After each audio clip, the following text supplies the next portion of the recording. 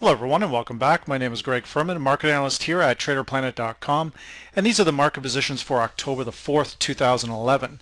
Now, our first position for tonight is going to be in the iShares Comex Gold Trust, the IAU ETF. Now, this is going to be another highly volatile week we've got ahead of ourselves, that's for sure.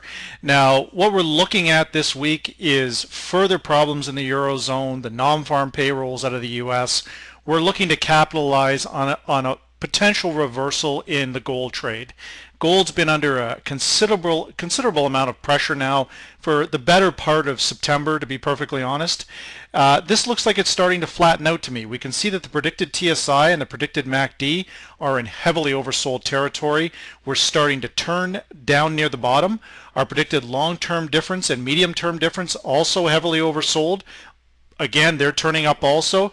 Now, our EMA cross, our key level here on this particular gold trust, 1669. We've closed at 1630. Now, what we're looking at for a signal here, number one, is the fact that we're grossly oversold. Number two, the fundamental is that if the U.S. non-farm payroll is coming out, the problems in the Eurozone, Greece, etc., gold starts to look attractive again. So we know that the number out of the U.S., the non-farm payroll, is not likely to be a good number, so it should boost the gold trade short term, if nothing else. So looking at this, our EMA cross is crossed to the downside. Our early warning signal here comes from our short-term crossover from Vantage Point.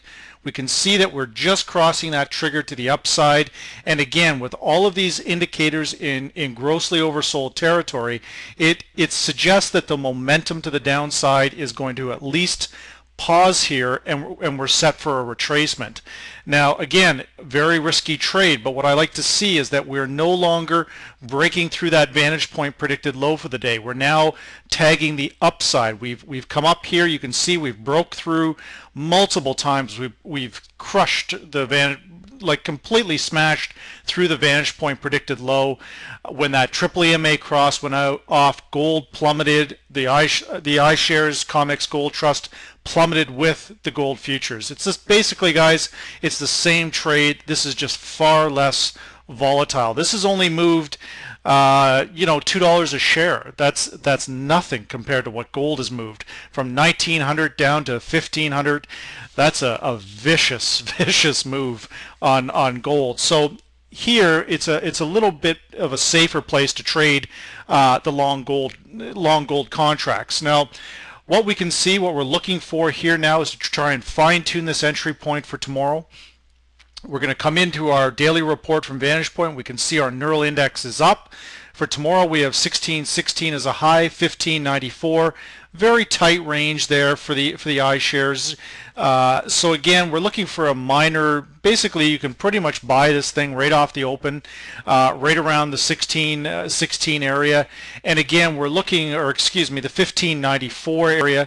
So we're looking for a minor pullback. 1616 is a very near-term target, to be clear. Now, if gold can get a bit of a push here, looking at this chart, I would look more towards the 1650, 1670 area for a potential target over the coming days, providing the current situation remains in place. So for tomorrow, 1594, minor pullback. Short-term traders, 1660, 1620. Medium to slightly longer-term traders that want to stretch it out to maybe Thursday, Friday, we should be looking at 1640, 1650. Now, that's our first position for tonight. Now, our second position is going to be back into the dollar-yen currency pair. We're going to continue to play this trade. We can see this massive support sitting down at this 76 level has been in place for 2-3 months now. We're at all-time yearly multi-decade lows. This pair is clearly getting ready for a bounce soon. It's just a question of whether there's going to be one more push to the downside. My opinion is it's unlikely that that's going to happen. It's possible, but I think that the yen, from a fundamental standpoint, buying yen simply doesn't make any kind of sense. They talk about Greece and the income, the debt to GDP being 153%. Well, the debt to GDP in Japan is over 200%. So by that rationale, the yen is clearly can lose favor very, very quickly. We're going to continue to play this trade. We can see our predicted MACD and our predicted DSI have crossed the trigger